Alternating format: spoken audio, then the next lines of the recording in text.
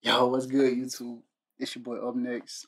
Now I'm gonna come back with another video. Hey man, say man, look, shout out to the NBA player, NBA legend, NBA Hall of Famer, Matt Barnes. You know what I'm saying? He may not be an NBA Hall of Famer like just yet, but to me, you know what I'm saying, he made a name for himself to me. So you went too far with the Kobe, Stephen A. Smith. Matt Barnes defending LBJ. Let's get it. And y'all, all we need is 8 minutes. So shout out to Self Talk. Shout out to Self Talk. Without Self Talk, this video wouldn't be possible. Okay, so make sure I go support Self Talk. All right. But all we need is 8 minutes. So if a nigga start yapping, next video. Asked Kobe in the last interview, like out of all the negative things that were said to you, does anything stand out? Was there ever anything that you remember that was said about you that really kind of stung and hurt? You know what's funny? All of it does. Like, I think you guys forget sometimes that this man is human. Stephen A., you know I fuck with you, you my dog, but I think you crossed the line. And even though you apologized today about the Kobe Memorial and the D-Wade retirement, like, that's too far, man. And you have a lot of responsibility because you know a lot of secrets in the league about a lot of different people. And that comes with a big responsibility, and you've carried it well. But I think you were out of pocket. Whether you agree or disagree with who should say what, Bron, keep doing your shit, bro. Keep talking your shit. We appreciate this. We didn't get to see this side of Kobe until later. People want to know what it's really like, and you gave them a glimpse today, man. Seeing Stephen A. sweat a little bit. He has you sweating, bro. He has you fumbling your words a little bit and out of character, and I like it. But it's the power of Bron, man. LeBron and Kobe Bryant talk about basketball. Can I close this segment? Can I close this segment with asking Big Perk this question? Just a yes or no answer, Perk. God rest his soul. If Kobe Bryant was still alive, would Mind Your Game, Kobe, LeBron, that would have absolutely positively been box office, must see. Would LeBron have done that podcast? I'm just asking. Well, I don't know, but let me say. Got it. Let me say this. That's just a question. I don't know the answer. I don't know the answer. I was just asking. I think he would, but look, let me say this, I suggest that he be happy with the things that I haven't brought up. I never brought up really and never really discussed why you were not at Kobe Bryant's memorial service. I never really brought up or discussed why you did not attend Dwayne Wade's Hall of Fame induction when that man was directly responsible for you capturing a championship for the first time in your career. I brought up none of that. I didn't bring up the fact that even though when people had asked, you had alluded to what had happened tragically to your son, and thank God he's okay with his heart condition. I didn't bring up the fact that even though you couldn't go to the Hall of Fame induction of Dwayne Wade weeks earlier, you were out of the country on business. I didn't bring that up. That's your personal business. Up until 6 weeks ago, the stance was, oh, nothing but love for LeBron James. I just think he's only the second greatest player ever, and because of that, he has a problem with me. That's been the public stance. And now the guy makes fun of you on Instagram and takes a couple jokes at your expense on McAfee, and you're letting everyone know, actually, no, never liked him. Quote, he'll smile in your face and stab you in the back. That's why I don't like him. You always claimed you had no problem with LeBron. You always claimed he only had a problem with you. Was there something personal before? LeBron wouldn't talk to him. That was the problem. LeBron wouldn't talk to him or acknowledge him. And Michael Jordan texts with him. That's it. Stephen A. in real time the last 3 weeks on national television and podcast and every platform available is doing what we've all done, standing alone in the shower. Oh, I should have said this, but if I'd have said that, that might have put him over the edge. And then they might have hit me. And if they hit me, man, I'd have to hit them back. I know I'd get my ass kicked, but I'd have to hit them. Stop it, man. It's Costanza and the shrimp and the jerk store ran out of you, but in real time, in real life, against the world's most popular athlete. All he had to say was, it was communicated to me he was really bothered by what he thought was me questioning him as a father. That was never my intention. I would never do that. And it's dead.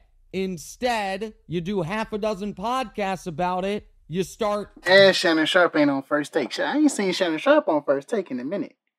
Fantasizing about what if he had put his hands on me. It would appear We are in the midst of what the kids call a Crashing out. I'm not gonna lie, man. I like what's going on right now. Two titans in the industry, Stephen A. and obviously LeBron. I love that Bron has time.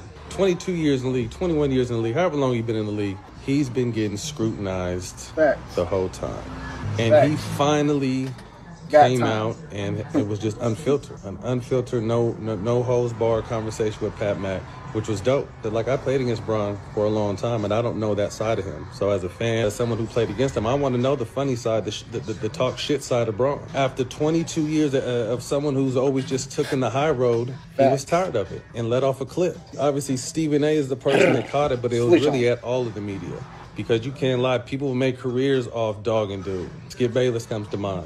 One thing Kobe said, I asked Kobe in the last interview, like, out of all the negative things that were said to you, does anything stand out? Was there ever anything that you remember that was said about you that really kind of stung and hurt? You know what's funny? All of it does. Like, I think you guys forget sometimes that this man is human. Stephen A., you know I fuck with you, you're my dog, but I think you... They caught up to him, and this is what he had to say on his public platforms, issuing out an apology. Let's check out what station I misspoke. Should not have had to retract. We already reacted to all this. We didn't. Everybody else was on camera. We already reacted to all that. And we seen this person, we seen that person. How come we didn't see you? And that proves LeBron James' point. That's the reason why you didn't see him. Because at the end of the day, you still making Kobe Bryant's memorial about LeBron James.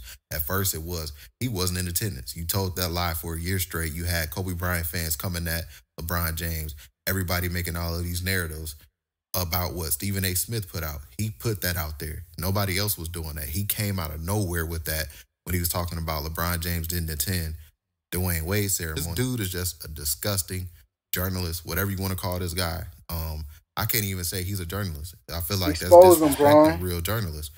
At this point, if you want to call Stephen A. Smith that, he's just an on-air personality, and that's it. And you can't take this dude's word for nothing. This is the reason why Lonzo Ball called him out when he tried to say, oh, you know, my sources said that Lonzo Ball is having a hard time sitting up and standing. He can barely walk. He over-exaggerated that.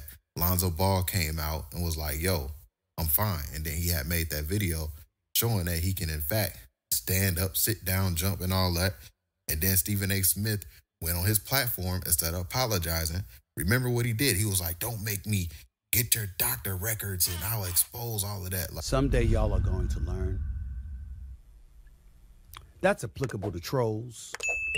It's applicable to colleagues and contemporaries.